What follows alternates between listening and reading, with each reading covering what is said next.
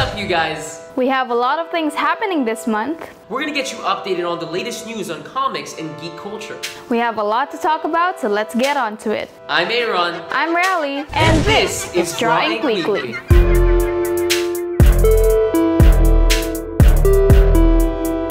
10 years ago, Disney released a beloved animated classic, and now it's back as a live-action film on Disney's online streaming platform. Due to the pandemic, Disney had been pushing Mulan's theatrical release for months now, and because of the uncertainty, they've decided to finally put it out on Disney+. How do you feel about watching Disney's next blockbuster film at home? And do you think they do the same for Marvel's Black Widow? Looks like we'll have to wait and see. You know, Riley, I've actually auditioned for Mulan. Oh yeah? How did that go?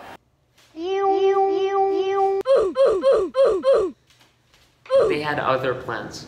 The boys just released a trailer for their upcoming season, which takes place directly after the events of the first. The trailer also introduces a new character named Stormfront, who is the newest hero to Vought's elite league called the Seven.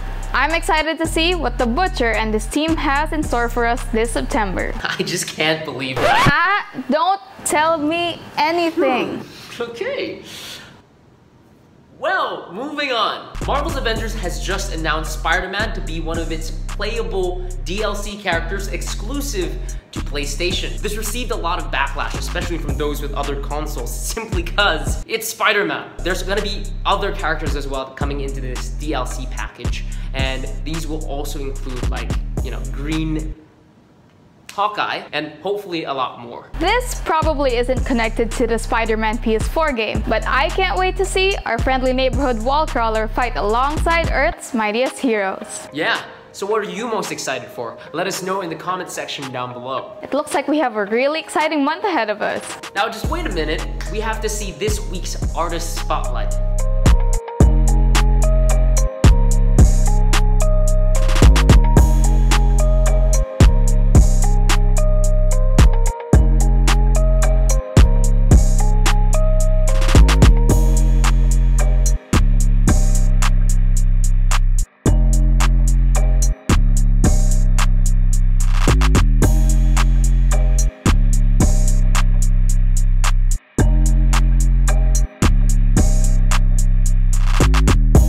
If you want to submit your artwork, you can send it over to our Instagram at DrawInkCSB. Today we have a very special guest.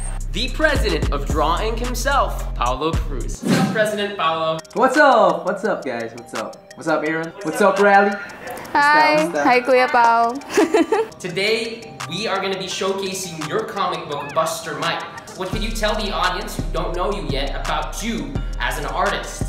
My name is, first of all, my name is Paolo Cruz, or Paolo James Cruz. I'm the current president and also the founder of DrawINK. Me as an artist, I've been drawing since I was a kid. Ever since I was a kid, you know those magic slate stuff? The one where you can draw and you can just erase it? Yeah, I used to draw in those stuff. And ever since I was that kid before, I keep on drawing action stuff, you know, like superhero stuff. But it's not as good as the way I draw today. So yeah, at that time I keep on drawing and then drawing, but then at the age of 12 or 13 I kind of stopped because you know, dancing was introduced to me. So I was like, man, I feel like dancing is gonna be that thing that's gonna make me go up there, you know. After some time, at the age of 20, that's when I realized, like, crap, I gotta go back to drawing, because, you know, at some point I started reading comics again, and then the art started to, like, get into me, like, oh crap, this art is so good, I want to be a comic book artist someday. That's when I decided to go back to drawing. So I went to the De La Salle College of St. Benilde. That's when I transferred from Mapua. I started taking animation.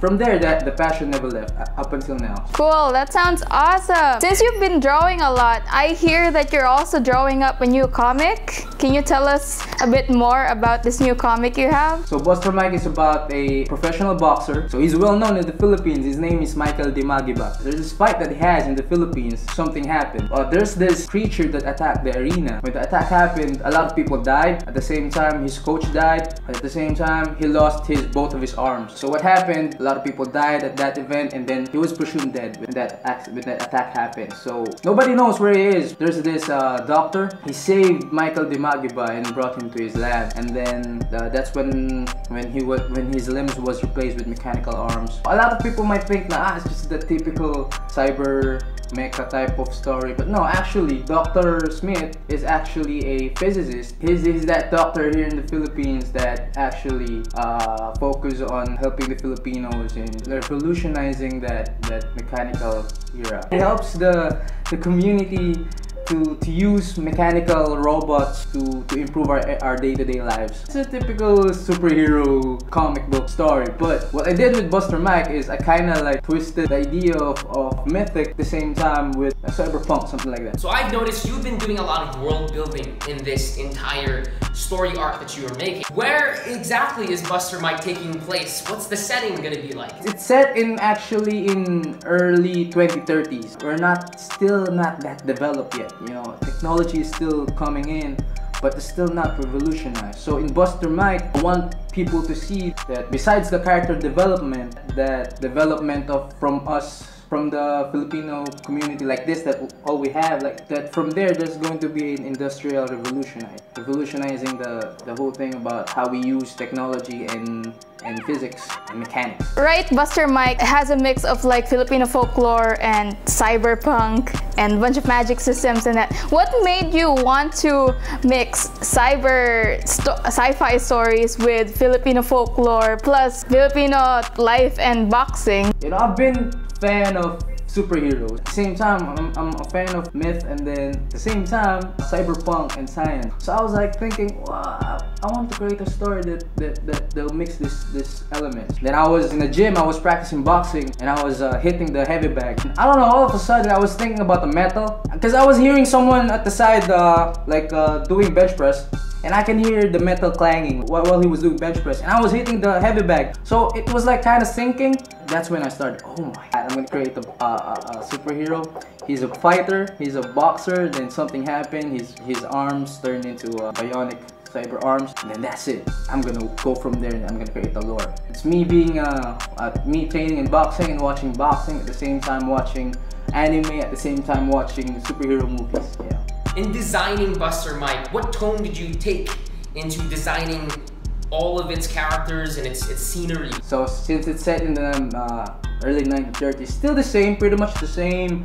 Manila. First issues will be taking place in Manila. You're gonna see City Hall and then Tondo, Manila. So that's two places I set the issue 1. The design of Buster Mike, I was thinking about, his design was based on, I don't know if you know him, it's Joshua Pasio. He's a mixed martial art, Filipino mixed martial artist. That's where I kind of like base his look. In the first issue, his arms is not that detailed yet. It's like something like Winter Soldier's arms. Like, it's still defined as an arm, but it's metal. Every issue there's gonna be an upgrade in the arm. You know, there's this thing that every superhero comics, like automatically the body of the superhero is already buff, you know. So I want to make an explanation for that. So I was like, he's a boxer, that's why he's buff. Not just he's a superhero, that's why he's buff. I want to make the characters have this contrast with the environment, because it's gonna be revolutionized. That whole arriving of Buster Mike and his characters in the Philippines will revolutionize everything about our society. The mythical creatures, basically think about all the mythical creatures. They all exist in Buster Mike universe. The only twist is they're all metal. Their design is just the same thing with Buster Mike, defined creatures, but they're made of metals. At the same time, if the drawing is going to be colored, they're all gonna be red-ish looking type of creatures with like a lot of solid blacks with it. So what we're basically getting for Buster Mike is this underdog story where we see him grow as a hero from the very first issues all the way to the end. He's like this arrogant man, or this arrogant boy that doesn't care, like, I don't give a damn about you guys, you know. I'm a world-class boxer. Like you know, he's kind of cocky and arrogant, but he doesn't know that he's being a hero for what he's doing, you know. And then there's this character development about him accepting this and that. From there, he became a hero. So Paolo, where can we read your comic?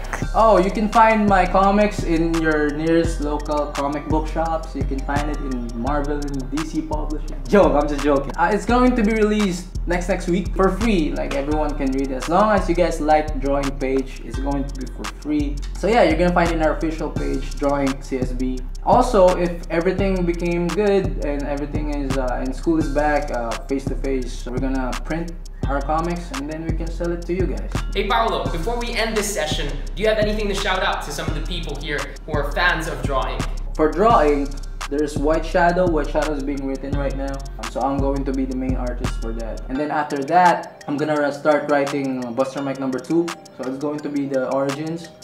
And then Kerjack by Benz Golin, created by our boy CJ Catapang. And also you can just follow DrawINK for our more artworks. You know, shout out to my team.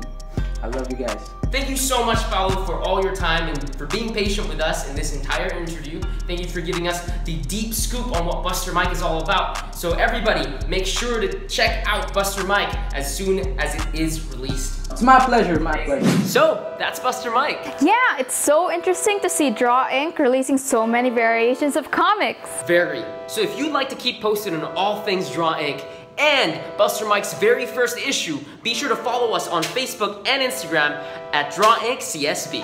I'm Rally. I'm Aaron, And we'll see you next week.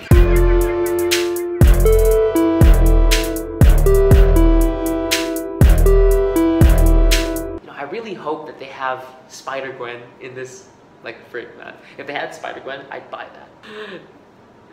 That's recording. Gives them, right?